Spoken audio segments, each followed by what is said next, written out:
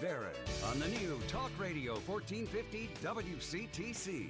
Call Jersey Central at 732-545-9282. Toll free at 888-545-9282. Watch Jersey Central live online at WCTCAM.com or listen on your smartphone with the iHeartRadio or TuneIn apps. Connect with WCTC on Facebook, Twitter, Instagram, and YouTube by searching 1450 WCTC. And now back to Jersey's Morning Show, Jersey Central with Burt Barron.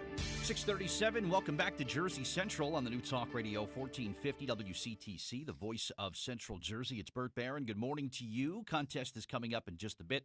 Chance to win a voucher good for 2 tickets to select upcoming performances to State Theater, New Jersey. All right, of course, in downtown New Brunswick. A bunch of shows that you can choose from. You'll have a chance to win a voucher coming up a little bit later on this morning. Let's go to the Jersey Central Newsmaker Hotline. I want to welcome in my special guest, a New York Times bestselling author, a blogger, a columnist, of course, a regular contributor to the Tommy G Show that is heard here on WCTC. And in my opinion, one of the foremost authorities that you'll find anywhere on Governor Chris Christie. And I wanted to just get some opinion and get his input on the verdicts from Friday, of course, in the Bridgegate trial.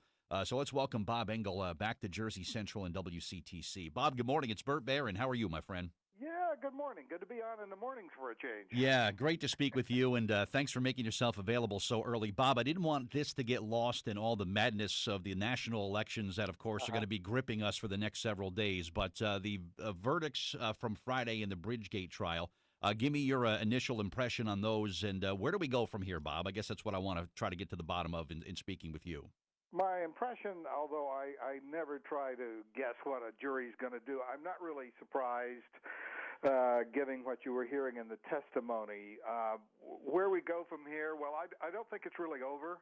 There are going to be, of course, appeals to higher courts. And Christie has said all of this was lies, and he's going to explain all this to us later. I think he has a network appearance coming up in which he's going to say that. But there are other things down the road for Christie, I think. Well, he couldn't succeed himself anyway, but as you know, he's in charge of putting together the administration should Trump be elected president. Now, there's a good argument to be made that will be made that should Trump win, a guy like Christie, who so many people around him got into trouble, broke federal law.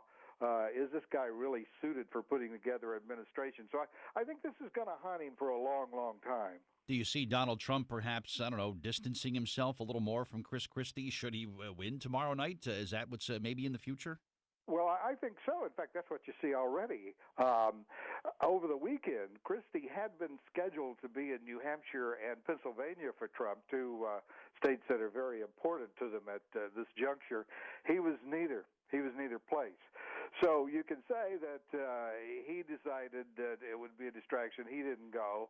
Or you can say that the same people who said, this guy, we don't want to be the vice president, we don't want out there on the stumping for us as well. But either way, he stayed home. Yeah, that came out not too long ago, too, Bob, where apparently Christie was the leading guy for the running mate choice. And then with everything going on with Bridgegate, that's why they went in the direction of Mike Pence. But were we really that close to a Trump-Christie ticket? We were that close?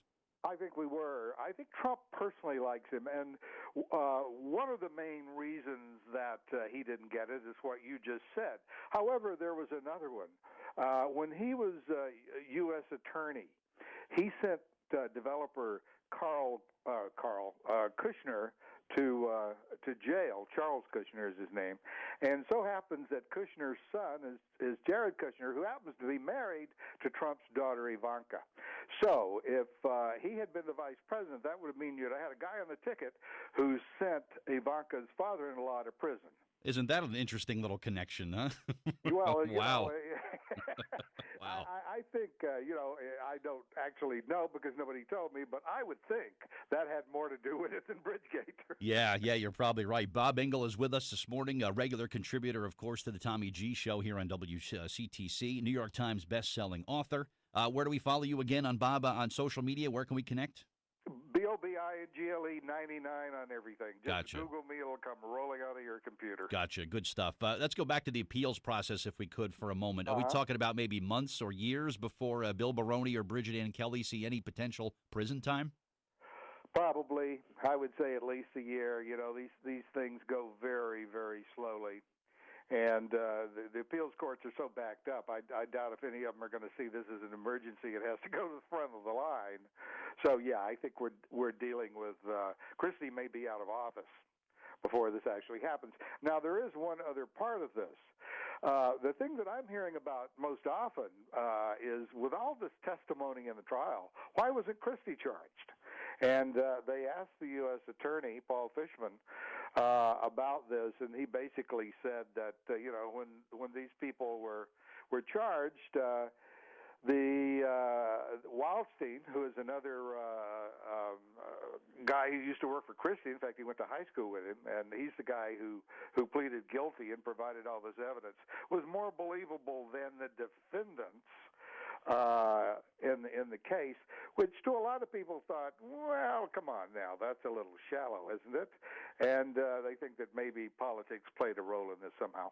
Yeah, and I guess unofficially, Bob, when we get through the madness of what we're promised tomorrow with the national elections, really the chatter in Jersey on Wednesday becomes, okay, it's time to ramp up and time to see who's serious and who isn't serious about being our next governor. And there's a couple names that have been out there already, but I don't know. I really don't see anybody that's a clear-cut forerunner at this point. Do you? Well, actually, Murphy, I think, is probably out front, and for a reason that makes sense if you happen to be involved in politics. He's very good at raising money. There was a big field of Democrats there that were getting ready to go. Then all of a sudden, people started dropping out and saying, no, this guy looks very good. Well, he looks very good because he can raise money, and that goes a long way in politics. Yeah, that pool of names with Senator Sweeney and, of course, Mayor Fulop. Boy, that dwindled very quickly, didn't it? You're right. Yeah, it certainly Right. did as soon as it was demonstrated how well the other guy could raise money. All politicians hate raising money to run, and who could blame them? I wouldn't want to, and you probably wouldn't want to either. No, thank you. But the guy is wealthy. He has a lot of really big connections, and he put together a little fundraiser that just blew them all out of the water. People ask, how about on the Republican side? And I think one of the lasting things about this whole Bridgegate mess is I think Christie has messed it up for Republicans for time to come, because when all this was coming down, all the Republicans in the legislature and these high-profile people were behind him. And should any of them decide to run for governor, it's going to be pointed out that they stood behind Christie on Bridgegate. You're right, Bob. You know how the mind of the voter works. So Right. He's the same party as Chris Christie, or she's the same party. I'm not voting for them. And he might have soured the water for a long time for his party, unfortunately. That's exactly right. I said before that I think it may be a long time before we have another Republican governor. Man, one last thing for you, Bob, and what angers me is I saw that the attorneys that the governor had hired for that whitewashing report are billing the state of New Jersey every day that the Bridgegate trial has been going on, and they have now increased that total up to $11 million that they're socking the taxpayers of New Jersey to pay this bill for the governor. It's your money. It's my money. You know that Tommy G and I fight tirelessly for this state. Senator Loretta Weinberg has made some noise about maybe getting a refund since it all turned out to be untrue. Is that likely? Is there any way we're ever going to get that money back, or is that in some attorney's pocket and long gone? Well, I would say the way things usually work here in the Sopranos state, the $11 million is long gone. But you know what? I'd like to see them try to get it back. I would like to see it be a very public fight, because the average New Jersey person who's having to work maybe 2 jobs just to pay for all this government that we have here in New Jersey, I would like for them to be exposed to how this stuff really works. And, of course, that's certainly not going to help Chris Christie. That's going to dig his hole a little deeper because, as you said, it was a whitewash. Nobody took it seriously. So I don't know, really, practically, if we could ever get the money back, but I would sure like to see a fight to try to get it back. From Bridgegate to the unauthorized use of the helicopter, it's just a laundry list of things, Bob. But I always appreciate your input, and thank you so much. And I guess we'll hear you on the Tommy G Show this coming week, right? I'll be there. Yeah, there's a couple other things going on this week we'll probably be talking about. Awesome stuff. Bob, thank you as always, and great to have you on with me this morning, all right? My pleasure, sir. All right, thank you. All right, Bob Ingle, my guest on the Jersey Central.